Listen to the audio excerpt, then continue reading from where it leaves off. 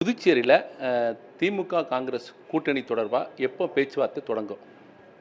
அதாவது இன்னும் கூட்டணி தொடர்பாக பேசுவதற்கு உண்டான ஒரு குழு புதுவையில் இன்னும் அமைக்கப்படவில்லை. இன்னும் எங்களுடைய கட்சி தலைமை அதற்கு உண்டான ஒரு கோஆர்டினேஷன் கமிட்டின்னு சொல்லக்கூடிய அந்த அமைப்பை உருவாக்க வேண்டும். அந்த அமைப்பு இதுவரை உருவாக்கப்படவில்லை. அது உருவாக்கியதற்கு பிறகு அதை பற்றி நாங்கள் பேசுவோம். கூட்டணி தொடர்பாக காங்கிரஸ் அதுமேல் பூனையாக தான் இருக்குது அப்படின்னு ஒரு பேச்சுவார்த்தை பரவலாக தொடர்ச்சியாகவே இருக்குது. உங்களுடைய விருப்பம் என்ன? இந்த எலெக்ஷனில் திமுக கூட கூட்டணி இருக்கணுமா இருக்க வேண்டாமான்னு உங்களுடைய தனிப்பட்ட கருத்து என்ன?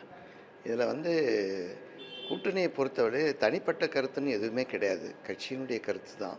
கட்சி என்ன சொல்கிறாங்களோ அதுதான் நம்ம செயல்படுத்த முடியும். ஏன்னா இதில் தனிப்பட்ட கருத்துன்றது யாருமே பேச முடியாது. அதனால் இது பொதுவான மத்தியில் இருக்கக்கூடிய கட்சியினுடைய நிர்வாகம் என்ன சொல்லுதோ அதுதான் நாங்கள் செயல்படுத்துவோம். தமிழ்நாட்டில் காங்கிரஸ் திமுக கூட்டணி தொடர்ச்சியாக தான் இருக்குது. சட்டமன்ற தேர்தலாலும் சரி, பாராளுமன்ற தேர்தலாலும் சரி, கடந்த ஒரு 10-15 நாளில் ஒரு குழப்பமான சூழ்நிலை. மாணிக்கத்தாக ஒரு எம்பி ஒரு சர்ச்சையான பேச்செல்லாம் பேசுகிறாங்க. இதை நீங்கள் எப்படி பார்க்குறீங்க? தமிழகத்தை பொறுத்து நாங்கள் எந்த பதிலும் சொல்வதற்கு தயாராக இல்லை. இருந்தாலும் நம்ம காங்கிரஸ் திமுகன்றது தமிழ்நாடு பாண்டிச்சேரி தான் சொல்லுவாங்க. அதனால் அதில் உங்களுடைய கருத்து, அவருக்கு சொல்கிற கருத்து சரியாக இருக்குதா? அதை பற்றி நான் பேசுவதற்கு தயாராக இல்லை.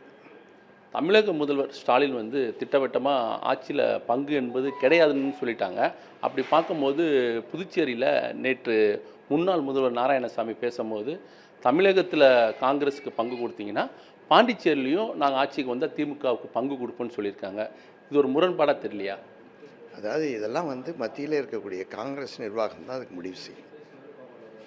நாளைக்கு உங்களுடைய பொதுச் செயலாளர் வேணுகோபால் சார் வராங்க. அப்போ கூட்டணி தொடர்பாக பேச்சுவார்த்தை இருக்குமா? ஆலோசனை கூட்டத்தில் ஏதாவது ஈடுபடுவீங்களா? கூட்டணிக்கு பேச்சுவார்த்தைக்கு ஒரு முடிவு கட்டுமா? அதாவது பாத யாத்திரைக்காக தான் வராங்க அவங்க.